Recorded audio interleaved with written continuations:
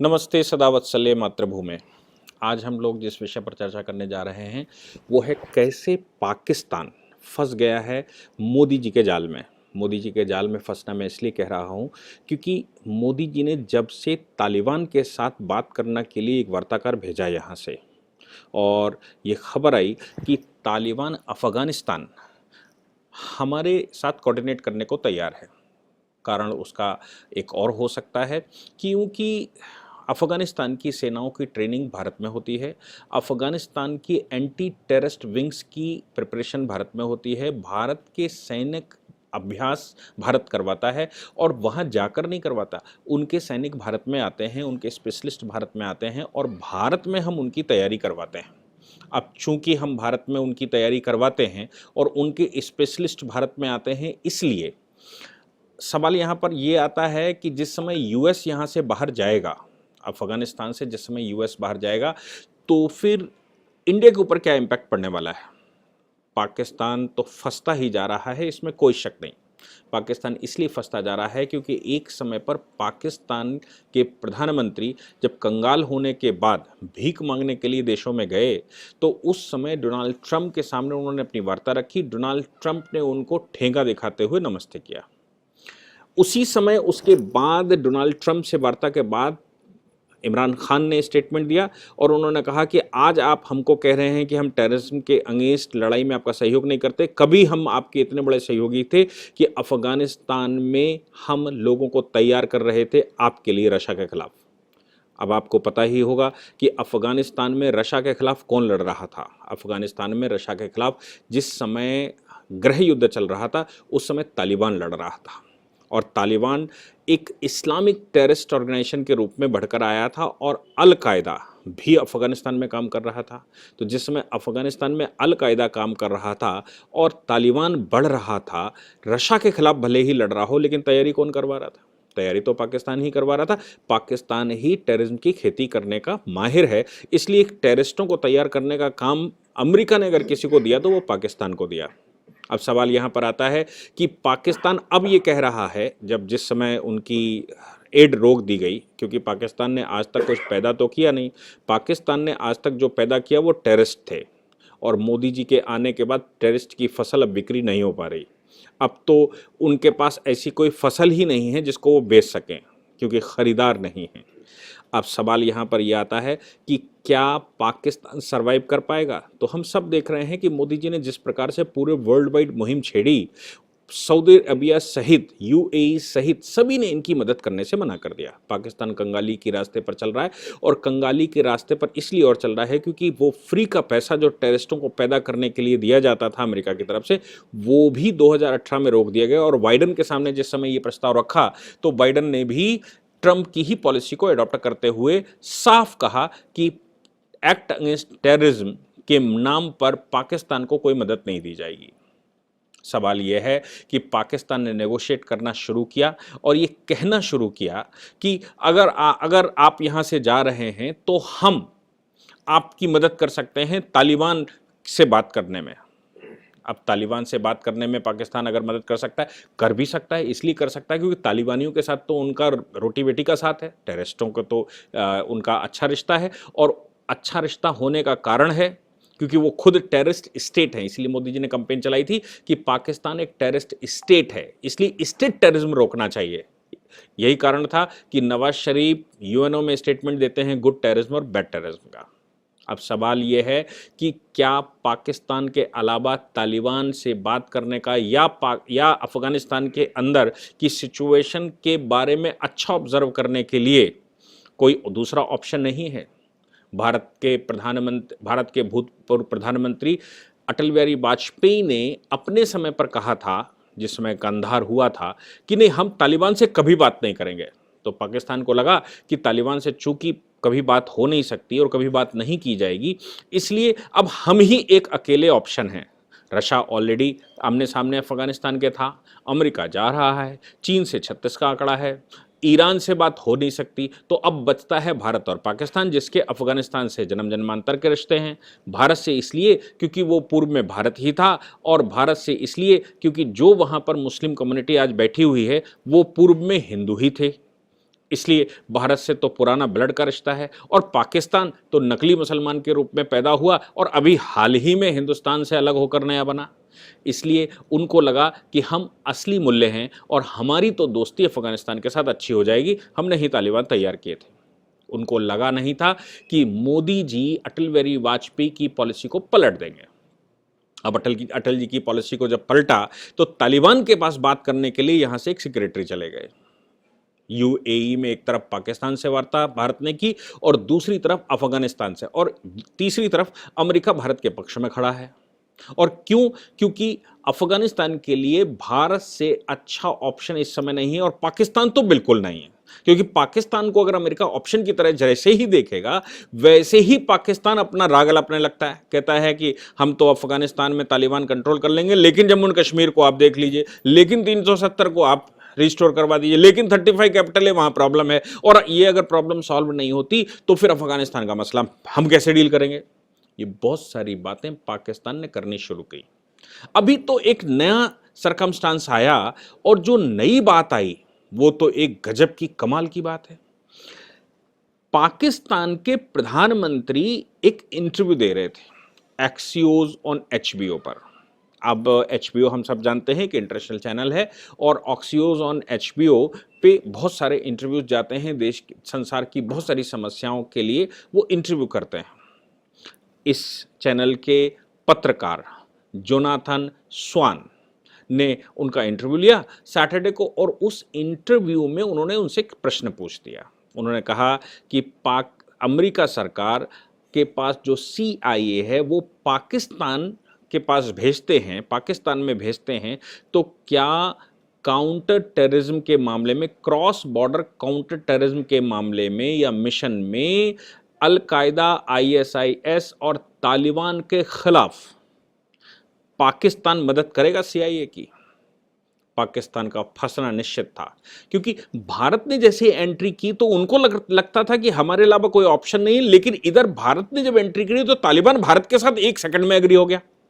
और अफगानिस्तान की सरकार ऑलरेडी कह रही थी कि भारत अगर हमारे बीच में आता है तो उससे अच्छा कुछ नहीं हो सकता, क्योंकि अफगानिस्तान सरकार रीस्टोर होने के बाद 2002 से लगातार भारत में ही सारे प्रशिक्षण करवा रही है। उनके सिविल सर्विसेज के एस्पिरेंट्स भारत में तैयार होते हैं, उनके जो एग्जीक्यूटिव्स हैं वो भारत में तैयार होते हैं, उनकी फौजें भारत में, उनकी इंटेलिजेंस भारत में, यहाँ तक कि उनकी क्रिकेट टीम को भी भारत ही तैयार करता है, भारत में दिल्ली में बुलाकर।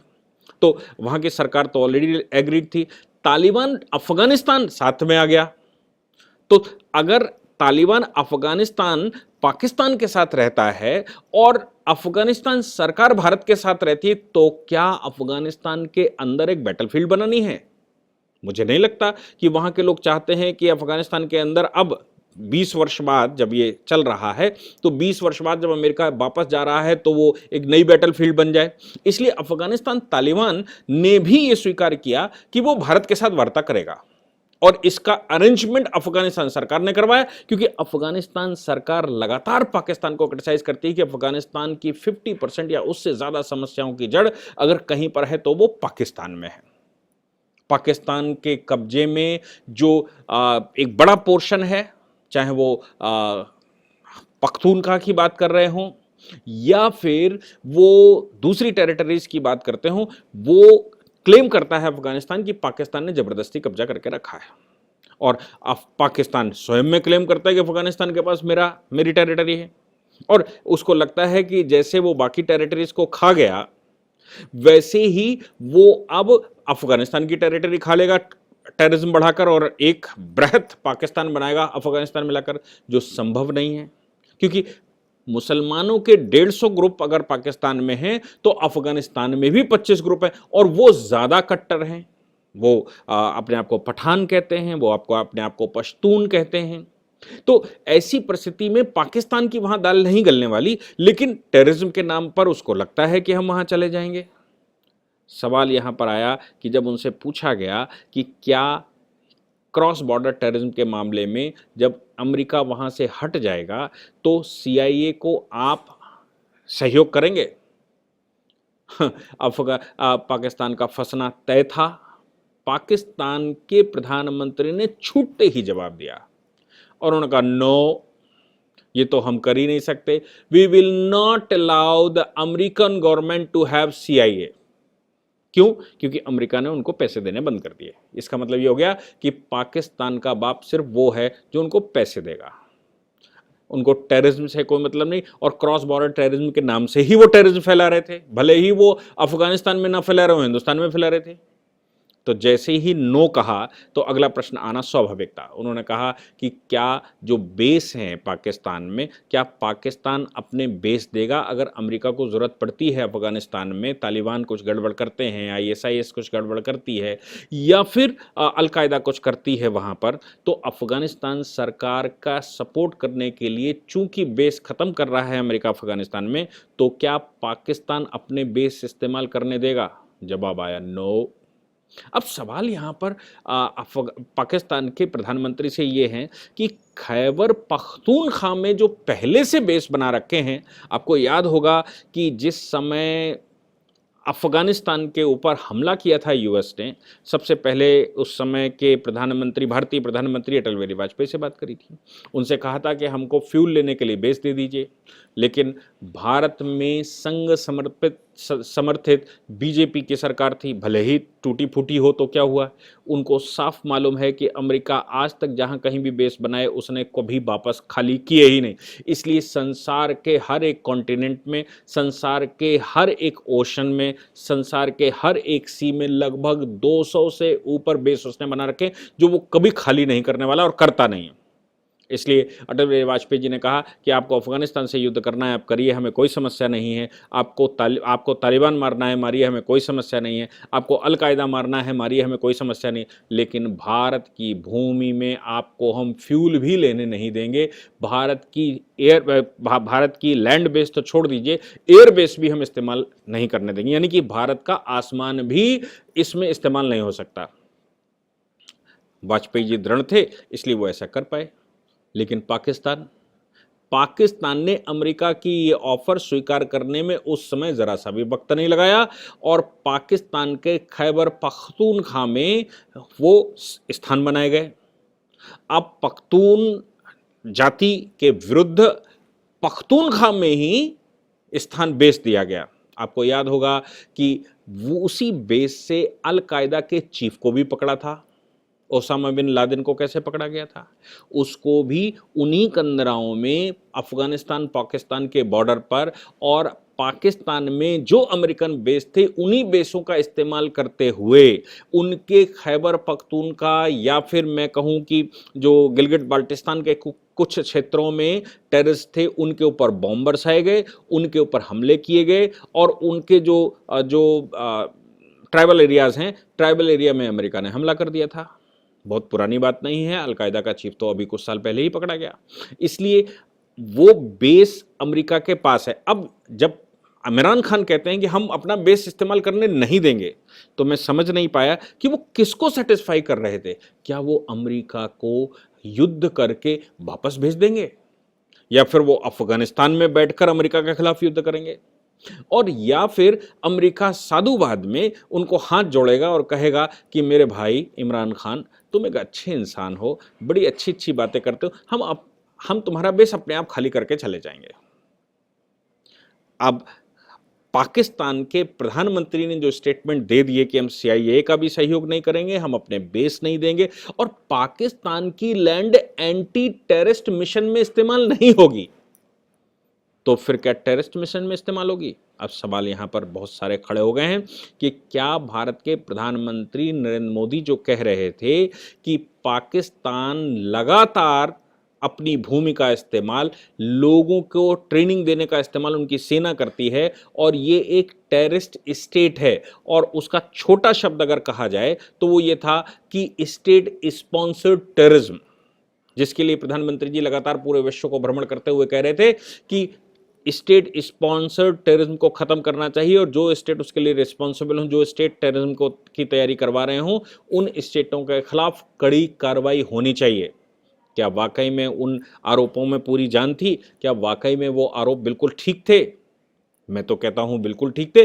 पाकिस्तान के प्रधानमंत्री ने ये जो स्टेटमेंट दिया, ये स्टेटमेंट देकर ये प्रूफ कर दिया उन्होंने कि वाकई में एक्ट अगेंस्ट टेररिज्म या terrorist cross border counter terrorism में पाकिस्तान कोई रोल प्ले करने वाला नहीं, क्योंकि वो एक टेररिस्ट स्टेट है और टेररिज्म को बढ़ावा देना उसका काम है। अब सवाल ये आता है कि जो बाइडन क्या सोचते हैं पाकिस्तान के विषय में, और पूरे विश्व में पाकिस्तान की क्या इमेज जाती है, और पूरे विश्व को पाकिस्तान कैसे सेटिस्फाई करता है कि वाकई में पाकिस्तान काउंटर टेररिज्म में पूरे विश्व का सहयोग करने वाला है, जब वो आज ये कहता है कि हम अमेरिका का या अमेरिकन CIA या अमेरिकन एजेंसीज का कोई सहयोग काउंटर टेररिज्म में नहीं करने वाले।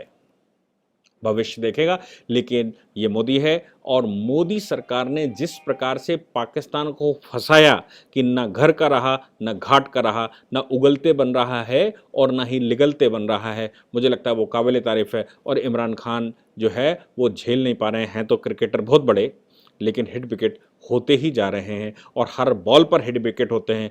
कब तक इनको नॉट आउट दिया जाए और कब तक ये रहेंगे वहाँ पर, ये भविष्य बताएगा। Thank you very much.